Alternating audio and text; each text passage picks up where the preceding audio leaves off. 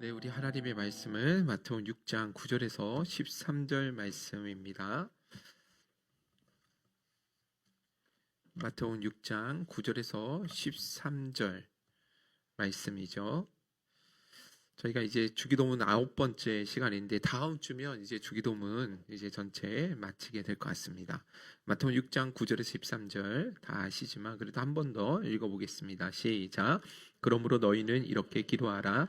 하늘에 계신 우리 아버지여, 이름이 거룩히 여김을 바르시오며 나라가 임하시오며 뜻이 하늘에서 이루어진 것 같이 땅에서도 이루어지이다. 오늘 우리에게 일용할 양식을 주시옵고 우리가 우리에게 죄 지은 자를 사하여 준 것 같이 우리 죄를 사하여 주시옵고 우리를 시험에 들게 하지 마시옵고 다만 악에서 구하시옵소서. 나라와 권세와 영광이 아버지께 영원히 있사옵나이다. 아멘. 우리 옆사람 앞집사람 이렇게 인사 나누도록 하겠습니다. 주님 한 분이면 충분합니다. 주님 한 분이면 충분합니다. 충분합니다. 여러분 충분하시죠? 예, 우리 삶에 여러 가지 많은 어려움과 고난이 있고 부재하는 것들이 참 많다 할지라도 항상 주님 안에서 늘 믿음으로 승리하시고 또 성령으로 그렇게 늘 인도함을 받을 수 있는 저와 여러분들이 꼭 되셨으면 좋겠습니다. 지난주에 주기도문에서 인간과 관련한 청원 가운데 세 번째인데 시험에 들게 하지 마시옵고 기도에 대해서 저희가 함께 살펴봤습니다. 왜 예수님께서 이 기도를 우리에게 가르쳐 주셨는가 생각해 보니까 우리도 우리들 가운데 그 누구도 시험에 자유할 수 있는 사람이 없더라고요. 그죠? 예. 그런데 인생을 살아갈 때 시험 없는 사람이 아무도 없잖아요. 모두가 그 시험 가운데 있고 이 유혹을 늘 받으며 살아간다라는 것입니다. 그리스도인의 모든 삶에는 이 시험, 이 유혹은 언제나 보편적이고 본질적인 영역이기 때문에 그래서 주님이 날마다 시험에 빠지지 않고 기도하라고 주님이 그렇게 말씀해 주신 것이죠. 우리나라의 가나안 성도가 교회에 나가지 않고 혼자서 그냥 신앙생활하는 사람들이 200만 명이 되는 시대라고 이야기를 하거든요. 200만 명이 가히 여러분들 상상이 되지 않잖아요. 그죠? 근데 그 왜 가나안 성도가 생겼는지 아십니까? 그건 다름 아니라 유혹에 빠졌기 때문에 시험에 들었기 때문에 그래서 교회라는 보편적인 공동체 안에 나오지 않고 그냥 자기는 스스로 신앙을 가지고 생활하겠다라고 이야기를 하는 것입니다. 그런데 이 시험에 빠지는 것, 유혹에 빠지는 것이 그들의 삶이 너무나 형편없고 믿음이 없기 때문에 빠지는 게 아니더라고요. 그렇지 않습니까? 성경에도 보시면 엘리야 선지자 있잖아요. 그죠? 그의 기도를 통해서 3년 6개월 동안 비가 오지 않았고 그가 기도하니까 또 하늘을 열어서 비가 내려지는 놀라운 능력을 가진 하나님의 종이었는데 이 엘리야 선지자도 뭐 했습니까? 시험에 들었다라는 거예요. 그런데 또 다윗도 뭐하죠? 시험에 빠진 적이 있죠. 그죠? 그리고 베드로의 그 예수님의 수제자였던 베드로 역시도 그 유혹에 그 시험에 넘어진 적이 있다라는 것입니다. 그런데 이 사람들 제가 방금 말한 이 세 사람들 봐도 누가 봐도 하나님을 가장 가까이서 동행했던 사람들이거든요. 가장 성령 충만했던 사람들이었고 누구보다도 하나님을 사랑하고 예수님을 사랑했던 사람들이었는데 이들도 역시 시험에 빠지더라는 것입니다. 그래서 여러분 우리는 언제나 겸손하셔야 됩니다. 항상 겸손하셔야 돼요. 우리 인생에 시험이 없는 사람이 없고 또 그 시험에 우리는 너무나 연약하게 잘 넘어지는 존재이기 때문에 그래서 우리는 날마다 우리 주기도문을 통해서 가르쳐 주셨던 것처럼 하나님 시험에 빠지지 아니할 수 있도록 우리를 늘 지켜주옵소서 그런 마음을 가지고 나아갈 수 있어야 된다는 것이죠. 이와 같은 현실 인식 그리고 자기 겸손, 자기 부정의 삶이 우리를 시험에 들지 않도록 지켜준다는 사실을 여러분들 꼭 잊지 않으셨으면 좋겠습니다. 할렐루야. 아멘. 자, 오늘은 주기도문에 기록된 내용 마지막 차원이라고 할 수 있는 악에서 구하시옵소서에 관한 말씀을 나누도록 하겠습니다. 그런데 우리를 시험에 들게 하지 마시옵고의 기도가 유혹으로부터 우리를 지키기 위한 기도였다고 한다면 이 뒷부분에 나오는 악에서 구하시옵소서 이 기도는 우리 성도들에게 실제 일어나고 있는 영적 전투와 관련된 그런 기도라고 이야기할 수 있습니다. 여러분들 이 악에서 우리를 구하시옵소서라는 이 악이라는 단어가 헬라어로 한번 띄워주시겠어요? 투포네루를 사용하고 있습니다. 포네루가 악이라는 단어예요.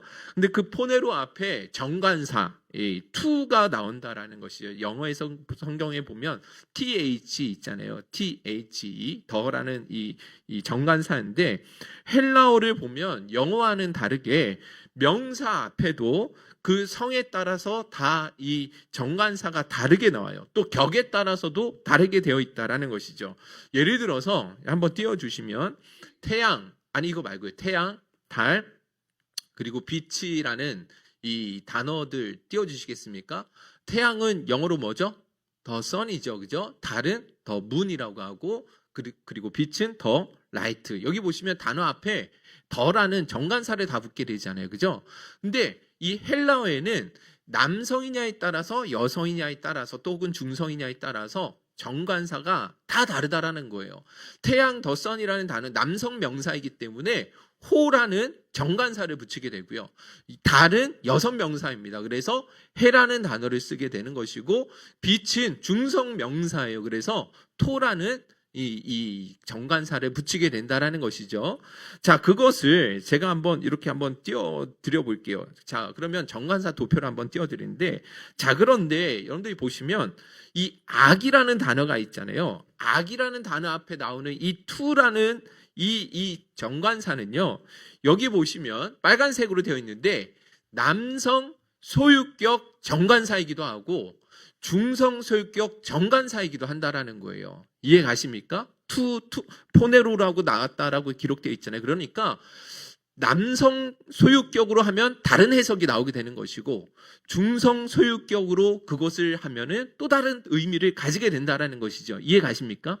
그래서 여러분들 남성 소유격으로 만약에 이 to를 번역을 하면 사단인, 악한 자, 사단이라는 세력, 이 사단 막이라고 그렇게 번역을 하게 되는 것이고요.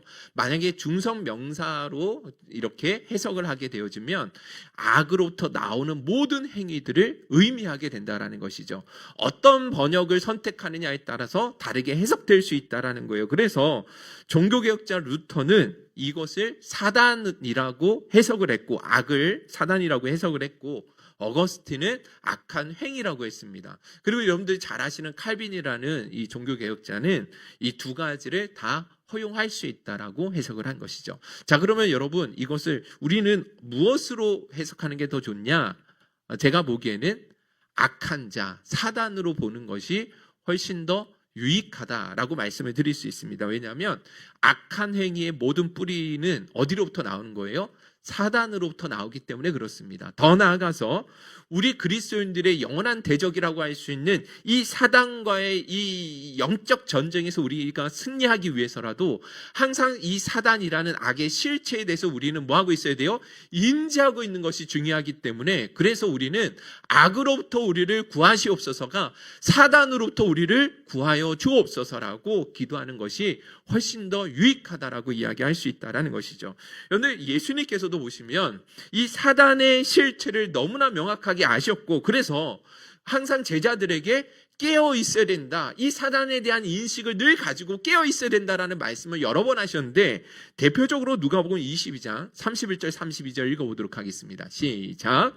시몬아 시몬아 보라 사탄이 너희를 밀가부르듯 하려고 요구하였으나 그러나 내가 너를 위하여 내 믿음이 떨어지지 않기를 기도하였노니 너는 돌이킨 후에 내 형제를 굳게 하라. 그렇습니다. 베드로에게 사단이 너를 시험하기 위해서 밀가부르듯 하였다. 계속해서 유혹하고 공격한다라는 의미겠죠. 그죠? 그렇기 때문에 이 사단은 실제하는 분명히 악한 존재이고 그 영향력과 위험성에 대해서 미리 알려주시면서 뭐라고 하시는 거예요? 깨어 있어야 된다라고 말씀해 주고 있는 것이죠. 에베소서 6장 11절 12절도 우리 한번 읽어보도록 하겠습니다. 시작. 마귀의 관계를 능히 대적하기 위하여 하나님의 전신갑주를 입으라. 우리의 씨름은 혈과 육을 상대하는 것이 아니요 통치자들과 권세들과 이 어둠의 세상 주관자들과 하늘에 있는 악의 영들을 상대함이라. 그렇습니다. 여러분들 성경은 우리 그리스도인들이 싸워야 할 영적인 실체에 대해서 뭐라고 말씀하고 있냐면 보시면 마귀와의 싸움이다라고 이야기를 해주시고 있습니다. 이 싸움이 여러분들 사람을 상대하는 싸움이 아니라는 거예요. 진짜 실자는 마귀와의 싸움이고 하늘에 있는 그 악한 영들, 권세를 가지고 있는 그 악한 영들과의 싸움이다라고 우리에게 분명히 가르쳐주고 있는 것입니다. 우리 눈에는 보이진 않지만 진짜 성도들에게 너무 강력한 영향력과 악한 영향력을 가지고 다가오는 실체적인 존재가 있기 때문에 그래서 우리는 더욱더 깨어서 기도하고 대적할 수 있어야 된다라고 우리에게 말씀해 주고 있다는 것이죠. 할렐루야. 여러분 한번 생각해 보세요. 욥의 인생에 대표적인 시련을 받은 대표적인 사람으로 나오잖아요. 그죠? 여러분들 이 욥이 왜 이런 고난과 인생을 살 때 왜 그렇게 큰 고난을 받아야 했습니까? 물론 시련이 없는 사람이 없겠지만 적어도 욥이 왜 그렇게 큰 시련과 고난을 당해야 됐냐는 거예요. 그건 다름 아니라 경제적인 그런 어려움이 아니었죠. 단순한 질병의 문제가 아니에요. 더 깊이 들어가 보니까 그 배후에 누가 있었어요? 그렇죠. 사단이 실제로 존재한다라는 거예요. 사단이 욥으로 하여금 하나님을 원망하게 하고 하나님을 떠나가게 하기 위해서 사단이 욥의 자녀들도 빼앗아간 것이고 재산도 잃어버리게 만든 것이고 악성종기라는 큰 질병도 그의 몸에 두었다라는 거예요. 그래서 여러분, 우리에게 다가오는 여러 가지 많은 시련들이 있지만 그 시련들 안에는 그 배후의 악한 영들이 우리를 무너뜨리기 위해서 그런 시련들을 우리 앞에 놓은 경우가 있어요, 없어요? 실제로 존재한다는 것이죠. 더군다나 여러분 다니엘서 10장에 가보시면 다니엘이 하나님 앞에 21일 동안 금식 기도를 하거든요.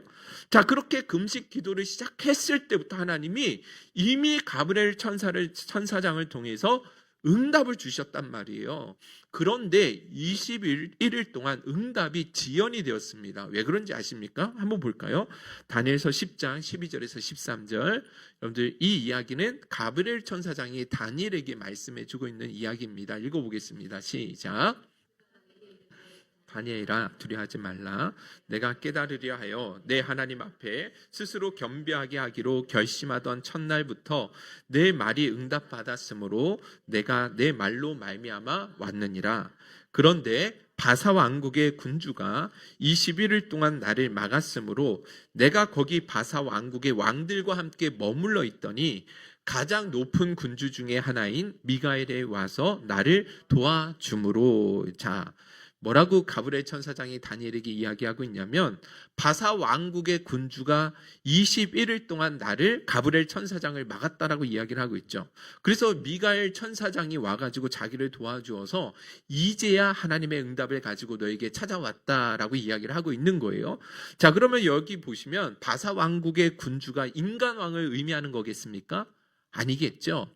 여러분들 인간 왕이 여러분들 천사장을 막을 수 있겠어요, 없겠어요? 아니겠죠, 그죠? 그러면 여기 바사 왕국의 군주라는 건 누구냐면 적어도 그 바사 왕국에 다스리고 있는 어떤 악한 세력, 실체였다라는 것을 말씀해 주고 있다라는 것이죠. 그러니까 여러분들 한번 보세요. 이 사단과 이 악한 세력은 하나님의 뜻을 이루는 과정에서도 얼마든지 하나님의 백성들을 뭐 할 수 있어요? 회방하고 공격할 수 있다는 것을 보여주는 것이죠. 오늘 우리 신자들에게도 마찬가지잖아요. 하나님의 뜻을 행하려고 할 때 하나님의 응답이 내 삶 가운데 이루어지려고 하는데 악한 영들이 방해할 때가 있다는 거예요, 없다는 거예요? 당연히 있다라는 것이죠. 그러므로 여러분, 우리가 이 악의 세력에 대해서 단순히 추상적으로만 그렇게 생각할 것이 아니라 실제적으로 믿는 하나님의 백성들을 넘어뜨리기 위해서 늘 언제나 찾아오고 있는 악한 이 세력으로 우리는 항상 뭐 할 수 있어야 돼요? 인식할 수 있어야 된다라는 거예요. 아, 이게 사단의 시험이구나. 이 악한 영들이 지금 나를 공격하고 있구나. 이거 인식할 수 있어야 된다라는 거예요. 여러분, 할렐루야. 아멘이시죠? 그래야지만 우리 가운데 끊임없이 일어나고 있는 이 영적 전투에서 우리가 더욱 경각심을 가지고 바르게 대항할 수가 있게 된다라는 것입니다. 자, 그런데 여러분들 여기서 주의할 것이 있는데 우리는 이런 사단의 존재에 대해서 항상 인식하고 깨어 있어야 되겠지만 동시에 지나치게 사단에 대해서 너무 극대화시키는 문제도 항상 우리는 주의할 수 있어야 됩니다라는 것입니다. 여러분들 무슨 말이냐면 여러분들 이단 사이비들 가운데에는 우리에게 일어나는 모든 고난과 시련들 이것들이 전부 다 사단과 연관되어 있다라고 이야기하고 주장하는 사람들이 있어요. 대표적으로 누구죠? 김기동 목사 여러분들 들어보셨습니까? 베레아 사상에 있는 전파했던 사람인데 2022년도에 사망을 했거든요. 근데 이 사람을 통해서 얼마나 많은 사람들이 영향력을 받았는지 모릅니다. 자, 근데 이 사람은 뭐라고 주장하냐면 예수를 믿는 사람이라고 한다면 누구든지 예수님이 하셨던 것처럼 병든 사람들을 고치는 사역과 귀신을 내쫓는 사역을 반드시 해야 된다라고 이야기를 하고 주장을 합니다. 왜 그런지 아십니까? 그것은 인간에게 일어나고 있는 모든 시련이나 질병이나 고통이나 경제적인 실패까지도 전부 다 그 배후에 누가 일한 것이냐? 사단이 역사한 것이다라고 주장을 한다라는 거예요. 그렇기 때문에 반드시 예수 믿는 사람들은 모든 사역 가운데 귀신을 내쫓는 축사 사역을 해야 된다라고 주장을 하는 것이죠. 그래서 여러분들 이 사람의 영향을 받아서 이와 같은 사역을 행하는 사람들이 너무 주변에 많이 있습니다. 여러분들 다락방이라는 이단이 있는데 요즘에 이 다락방의 문제가 터지는 바람에 많은 사람들이 거기서 나오고 있어요. 다행이기도 한데 다락방 이단도 이 귀신론에 있어서는 동일한 것을 가르치고 있습니다. 왜냐하면 베레아 거기에 들어가지고 이 사람들이 배웠기 때문에 그래요. 그런데 이초성 목사라는 사람도 있고 최근에는 유튜브에 박혁 전도사라는 사람이 많이 실제로 보면 이 귀신 축사하는 사역을 여러분들 많이 보신 적이 있을 거라고 생각을 하는데 정말 잘 분별하셔야 돼요. 너무나 많은 위험성이 있는데 제가 그거를 다 오늘 말씀드릴 수 없고 혹여라도 궁금하시면 아마 박혁 전도자에 대해서는 많이들 궁금하실 것 같은데 혹시 궁금하시면 개인적으로 저한테 물어보시면 제가 답변을 잘 해드리도록 하겠습니다. 자, 그럼 이런 귀신론이 왜 문제가 되냐면 물론 이분법적인 문제도 모든 것이 다 귀신의 역사다라고 이야기를 하니까 이것도 문제가 되지만 하나님 나라의 복음에 대한 신뢰가 무너지게 된다라는 거예요. 여러분들 우리가 구원받는 것이 귀신을 떠나가면 귀신을 내쫓으면 구원을 받는 거예요? 물론 그런 경우도 있겠지만 그게 아니거든요. 우리가 구원받는 건 예수 그리스도의 십자가와 부활을 통해서 우리가 구원을 받는 것이지 귀신을 축출하는 사역을 통해서 구원받는 게 아니라는 거예요. 더군다나 여러분 우리는 이미 예수 그리스도의 십자가의 죽으심과 부활을 통해 사단의 권세를 이기셨다라는 것을 우리는 믿는 사람들이고 그 승리에 동참하고 있는 사람들이잖아요. 믿으십니까? 그렇잖아요. 그런데 귀신론에 사로잡히게 되어지면 그런 하나님 나라의 구원의 감격과 기쁨 속에 살아가는 것이 아니라 늘 사단과 귀신에 대한 두려움에 눌려 살아갈 수밖에 없게 된다라는 것이죠. 하나님 중심의 삶이 아니라 이 사단 중심의 세계관에 살게 되어지는 너무 이상한 논리에 빠지게 되는 거예요. 더군다나 여러분들 이 귀신론 이거 너무 강조하다 보면 인간의 책임과 결단을 무시하게 되는 일이 생긴 게 된다라는 것이죠. 그런데 인간이 겪는 모든 고통, 질병, 실패, 사단 때문이라고 주장하잖아요. 그죠? 우리가 유혹에 빠져서 죄를 짓는 것도 전부 다 사단의 책임이라는 거예요. 그러니까 우리 인간의 책임과 결단이 약화될 수밖에 없게 된다라는 것이죠. 그런데 우리가 지난주에 배웠던 것처럼 사람이 시험에 빠지는, 유혹에 빠지는 결정적인 근거가 무엇 때문이라고 그랬죠? 궁극적인 원인. 우리 인간의 내면에 있는 욕심 때문이다라고 말씀을 나눴던 기억나시죠? 물론 사단이 유혹하는 경우도 있겠지만 그러나 실제적으로 죄짓게 만드는 것은 사단이 할 수 있는 것이 아니라 우리 내면에 있는 죄된 욕심이 그것에 반응하기 때문에 그래서 우리가 죄를 짓게 되는 것입니다. 그렇기 때문에 여러분 우리 모든 믿는 그리스도인들은 하나님의 자녀답게 예수 그리스도의 제자답게 하나님의 뜻대로 바르게 서야 할 책임이 있고 결단이 있는 존재라는 사실을 잊어서는 안 된다라는 것이죠. 할렐루야. 좀 어려웠지만 아무튼 이 두 가지 극단 다 조심해야 된다라는 거예요. 사단의 세력에 대해서 전혀 무지하고 외면해 버리는 것도 문제가 되지만 너무 사단에 대해서 사단하는 것도 신앙생활에 유익함은 없을 수 있다는 것 기억하셨으면 이 신앙의 균형을 잘 잡아 나가실 수 있기를 바랍니다. 자, 그런데 여기서 진짜 중요하게 우리가 생각해 봐야 되는 것이 있는데 이 사단이라는 악한 영체가 분명히 실제한다면 그 사단이 하나님 믿는 하나님 백성들을 어떤 방식으로 공격하냐라는 거예요. 어떤 방식으로 우리에게 찾아오는지가 중요하다라는 것이죠. 그게 무엇이냐? 광명의 천사로 우리에게 다가온다는 것입니다. 그런데 많은 사람들이 사단에 대해서 한번 그려봐 그러면 어떻게 그릴까요? 귀신 어떻게 그려요? 예? 뿔난 귀신도 있고 또 우리나라 귀신 하면요. 긴 소복이 있죠. 머리 이렇게 풀고 그죠? 피가 막 여기서 이렇게 쫙 흘러내리면서 이렇게 우리는 많이들 생각하잖아요.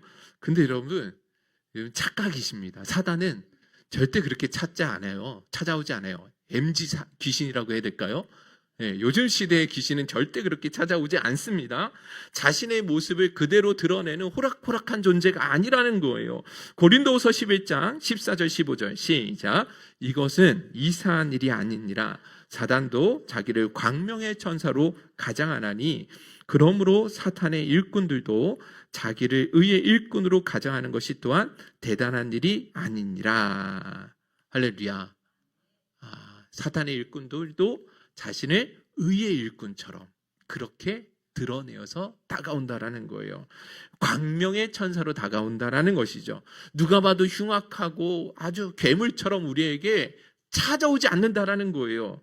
여러분들 이렇게 만약에 잠언서에 보시면 음녀를 조심하라고 나와 있거든요. 음녀를 반드시 조심해야 되는데 만약에 음녀가 이런 식으로 우리에게 다가오면 절대로 유혹이 안 넘어갈 거예요. 한번 띄워주시겠어요? 음녀가 이렇게 우리에게 다가온다. 여러분들 거기에 걸려 넘어질 사람이 있겠어요? 없겠어요? 우리 중에 도망가죠. 이런 식으로 찾아오면 도망가죠. 어떤 식으로 찾아오느냐? 챗 GPT를 보니까 이렇게 찾아온대요. 이렇게. 제 친구한테 부탁을 했어요. 챗 GPT 사용하는 친구한테 최신 귀신 음녀를 어떻게 우리나라 3, 4월 달에 찾아올 수 있는 분위기로 한국적인 이미지를 가진 음녀를 한번 그려달라고 부탁을 했더니 저한테 이렇게 보내주더라고요. 너무나 매력적이죠? 입술에 꿀이 막 떨어지잖아요. 그죠? 잠언서의 표현대로 하면. 근데 마찬가지입니다. 이렇게 광명의 천사로 우리에게 다가오는 거예요. 더군다나 여러분들 우리를 시험할 때, 유혹할 때도 너 예수 안 믿으면 너 죽여버린다? 이렇게 겁박하지 않아요.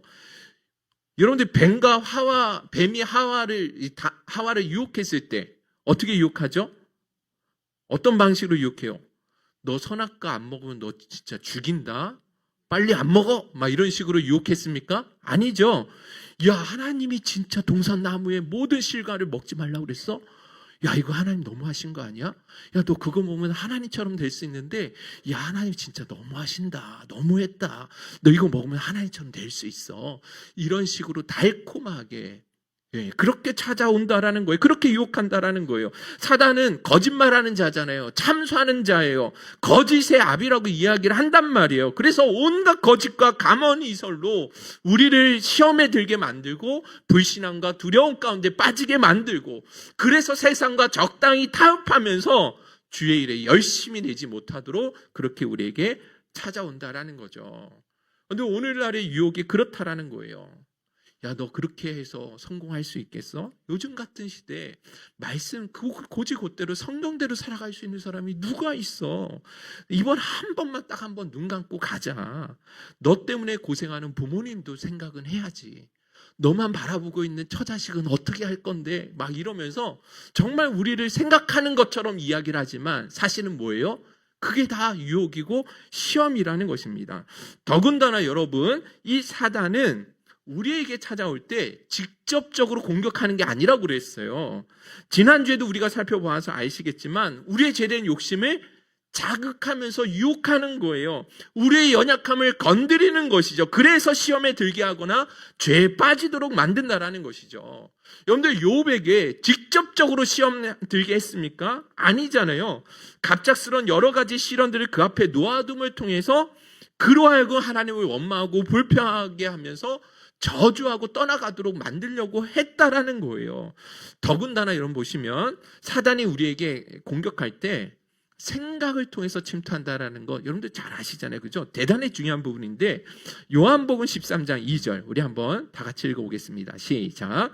마귀가 벌써 시몬의 아들 가룟 유다의 마음에 생각을 넣었더라. 마귀가 가룟 유다의 마음에 예수를 팔려는 생각을 넣었더라.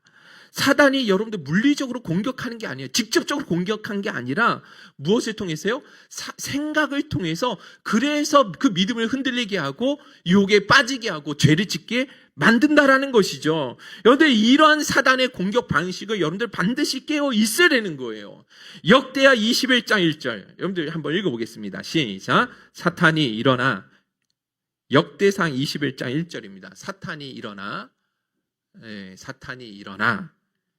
사탄이 안 나옵니까? 나오기 싫은가 보네요.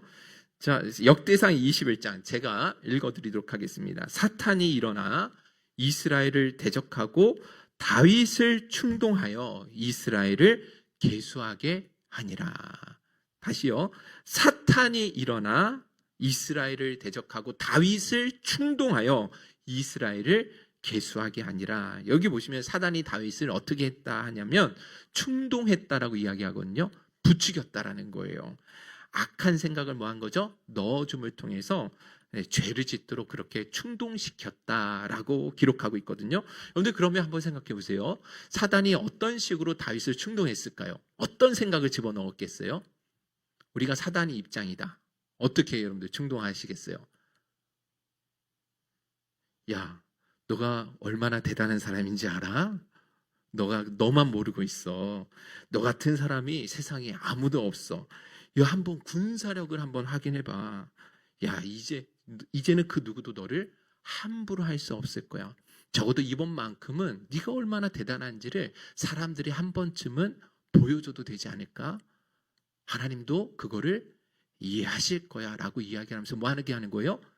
계수하게 하는 거예요. 인구, 군사력에 대해서 그것을 계수할 수 있도록 계속해서 부추겼을 것이 분명하다라는 것이죠. 여러분들 그와 같은 이 생각이 들어왔을 때 이것이 사단의 공격이고 사단의 유혹이다라는 것을 알았을까요? 몰랐을까요? 물론 알을 수도 있었겠지만 몰랐을 것 같아요. 그렇기 때문에 이 게임에 빠지게 된 것이고 군사력에 대해서 조사하게 된 것이고 하나님을 드러내기보다는 자기 자신이 교만함에 빠지게 되어지는 죄를 짓게 될 수 있었다라는 것이죠. 여러분들 이게 우리에게 다가오는 이 사단의 방식, 공격하는 방식이 거의 대부분 이와 같습니다. 우리가 인식하지 못해서 그렇지 사실 여러분들 우리가 조금만 인식하면 사단이 항상 생각을 통해서 날마다 우리를 뭐하고 있어요? 공격하고 있어요. 지금 예배 드리고 있는 이 순간에도 이 사단은 우리를 생각을 통해서 계속해서 공격하고 있는 거예요. 그런데 이 성도 안에 관계 갈등을 가지고 있는 사람을 한번 생각해 보자라는 것이죠. 누군가를 미워하게 되고 누군가를 계속해서 용서하지 못한다고 한다면 사단이 어떤 생각을 넣었겠습니까? 이런 생각들을 넣었겠죠. 야, 너 이러고도 참는 게 말이 되냐? 너를 이렇게 무시하는데도 참고 살아야 되겠어?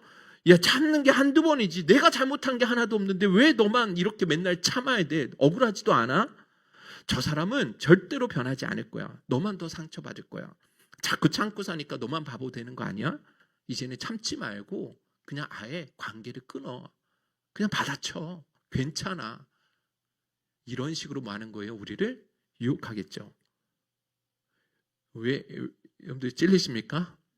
제가 왜 이렇게 이야기를 잘 하냐면 제 마음에도 이런 생각들이 있나 봐요.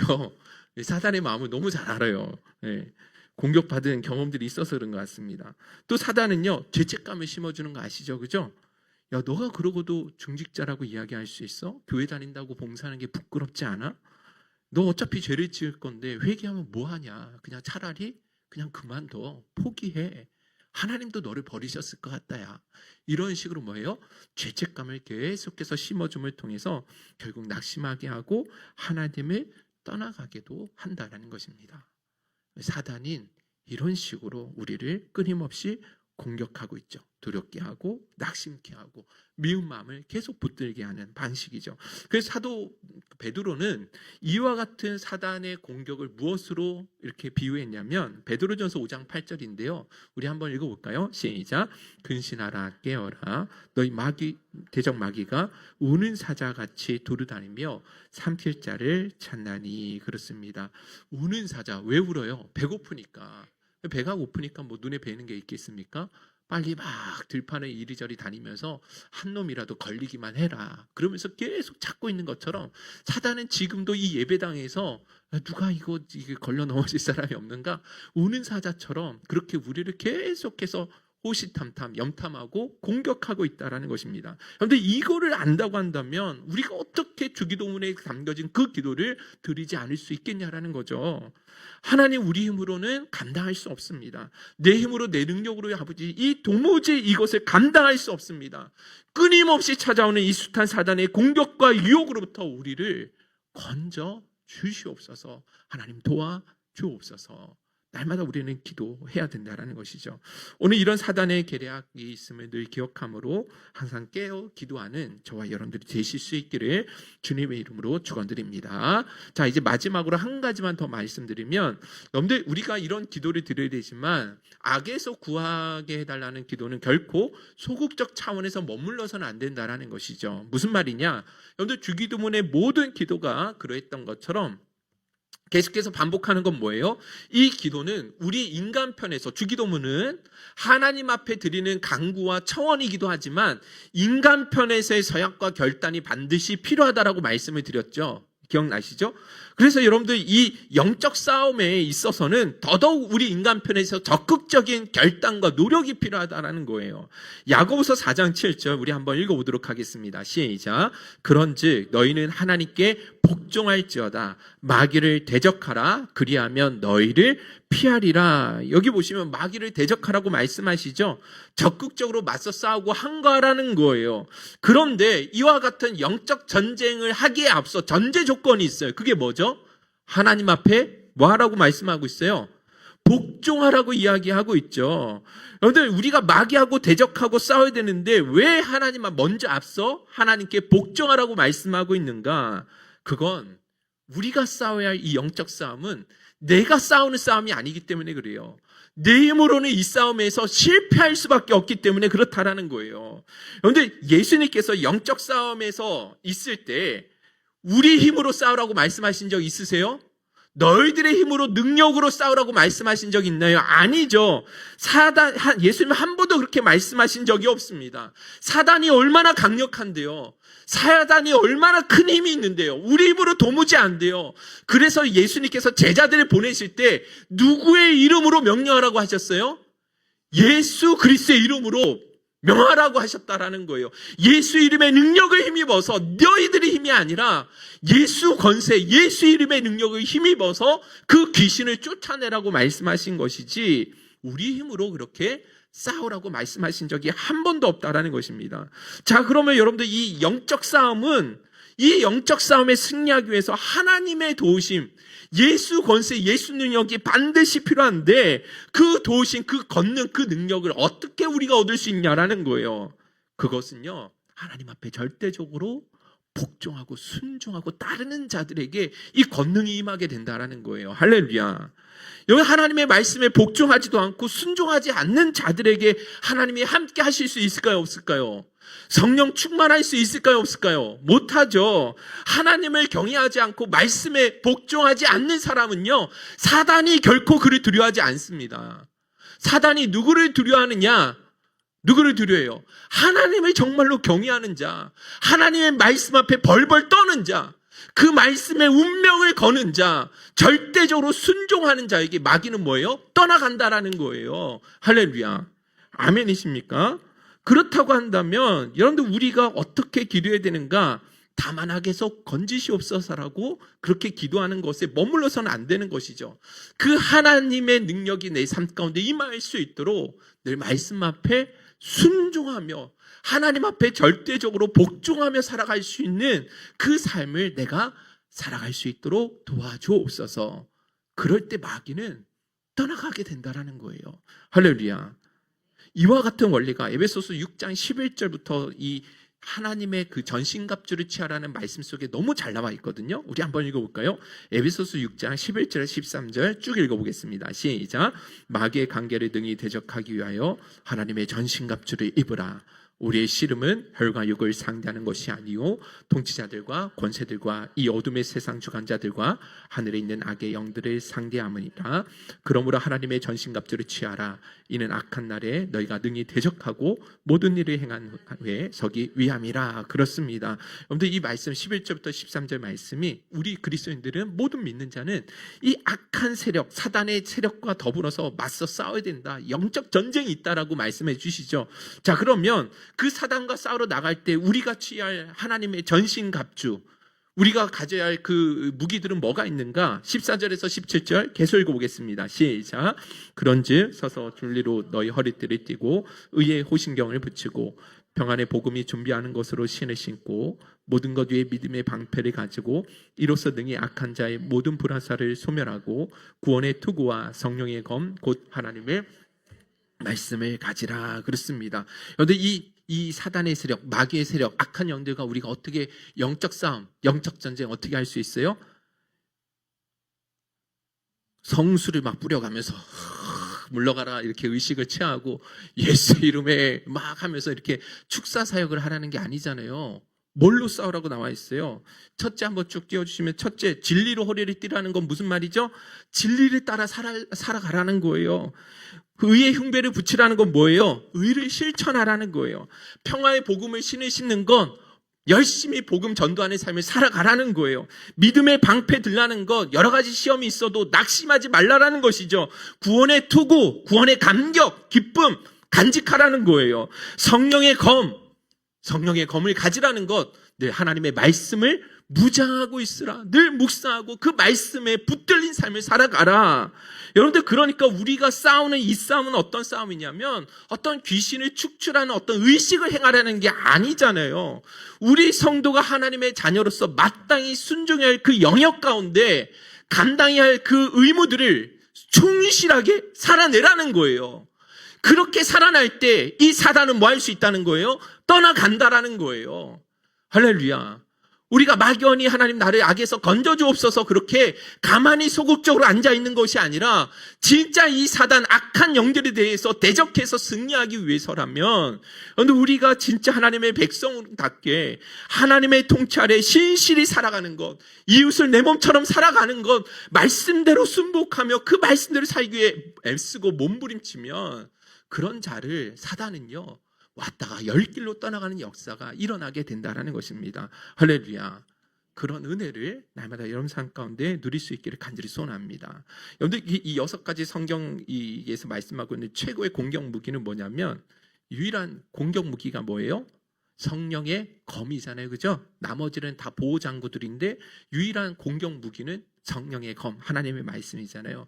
그러면 그 말씀을 가지고 어떻게 물리치는 거냐면, 사단이 아까 관계를 통해서 어떻게 공격한다고 그랬어요? 야, 너 이렇게 너를 무시하는데도 참아야 되는 거야? 언제까지 너만 참아야 되는데? 사람은 절대 변하지 않는다 그랬잖아. 너만 더 상처받을 거야. 자꾸 참고 사니까, 그러니까 너만 손해되는 거 아니야? 바보 아니야? 받아쳐. 그러면 근데 이런 악한 생각들이 있을 때 우리는 어떻게 물리칠 수 있겠어요? 하나님이 악에게 지지 말고 선으로 악을 이기라고 하셨어. 오른뺨을 때리면 왼뺨을 돌려대라고 말씀하셨지. 원수를 위해서 사랑하고 원수를 위해서 기도하라고 하셨지. 하나님이 용서하라고 하셨던 것처럼, 우리를 용서하셨던 것처럼 우리도 서로 용서하라고 하셨지. 해가 지도록 분을 품지 말고 마귀에게 틈을 주지 말라고 하셨지. 그래, 내가 참아야지. 내가 이겨내야지. 내가 용서해야지. 그렇게 우리는 마귀를 이기고 죄악을 이기고 승리하는 삶을 살아가게 된다는 거예요. 이해가십니까? 항상 그렇게 여러분들, 우리 유혹 많고 시험 많은 세상에서 하나님의 전신갑주로 무장하심을 통해서 늘 승리하는 저와 여러분들이 꼭 되실 수 있기를 주님의 이름으로 축원드립니다.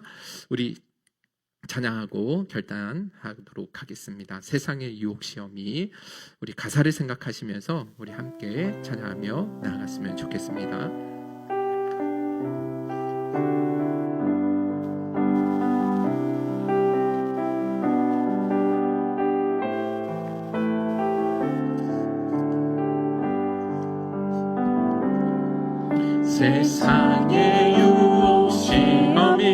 내게 몰려올 때에 나의 힘으로 그것들 모두 이길 수 없네. 거대한 폭풍 가운데 위축된 나의 영혼 어찌할 바를 몰라 헤매이고 있을 때 주를 찬양 손을 들고 찬양 전쟁은 하나님 속한 것 아니니 주를 찬양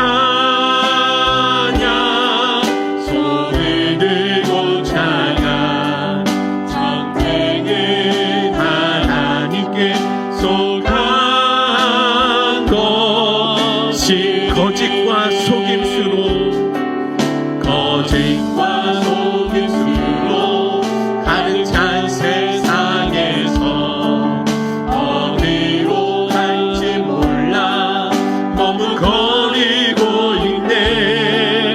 공중의 원세 잡은 자 지금도 우리들을 실패와 절망으로 넘어뜨리려 하네. 주를 찬양 손을 들고 찬양 전쟁은 나에게 속한 것 아니니 주를 찬양 손을 들고 찬양 전쟁은 하나님께 속한 것이니 주위를 둘러보면 주위를 둘러보면 아무도 없는 듯 믿음의 눈을 들면 보이는 분 계시네. 지금도 내 안에서 역사하고 계시니 사망과 어둠의 권세 물리치신 예수님 주를 찬양 손을 들고 찬양 전쟁은 나에게 속한 것 아니니 주를 찬양 손을 들고 찬양 전쟁은 하나님께 속한 우리 다같이 두 손 들어서 이름으로 선포하며 나갑시다. 주를 찬양 주를 찬양 손을 들고 찬양 전쟁은 나에게 속한 것 아니니 주를 찬양 손을 들고 찬양 전쟁은 하나님께 속한 것이니. 여러분 사단은 싫지 않은 영이고 지금도 우는 사자와 같이 삼킬자를 찾기 위해서 두루다니고 있는 거 아시죠? 이런 악의 실제를 의식하고 깨어있는 것 그리고 하나님 앞에 두 손 들어서 하나님 저에겐 힘이 없습니다. 하나님 도와주옵소서 이 악으로부터 건져주옵소서 그 기도를 드리는 것은 부끄러운 일이 아니라는 것이죠. 더군다나 여러분들 이 사단의 주 공격 대상은 진짜 하나님 나라를 위해서 뭔가 열심히 살아내려보려고 노력하는 그 자들에게 더 이 사단이 더 강력하게 공격해 온다라는 것이죠. 그러니 어떻게 우리가 안일하게 안주하며 살아갈 수 있겠냐라는 것입니다. 오늘 주신 말씀 우리가 기억하시면서 하나님 앞에 늘 겸손히 하나님의 도우심을 구하며 살아갈 수 있는 그 삶이 되게 하여 주옵소서. 하나님의 전신갑주로 무장하게 하시고 말씀으로 무장하게 하여 주셔서 진짜 나를 이기고 죄악을 이기고 사단 권세를 이기게 하는 그 승리를 경험하는 은혜를 날마다 충만히 누리게 하여 주옵소서. 우리 주여 한번 부르시네 기도를 하도록 하겠습니다. 주여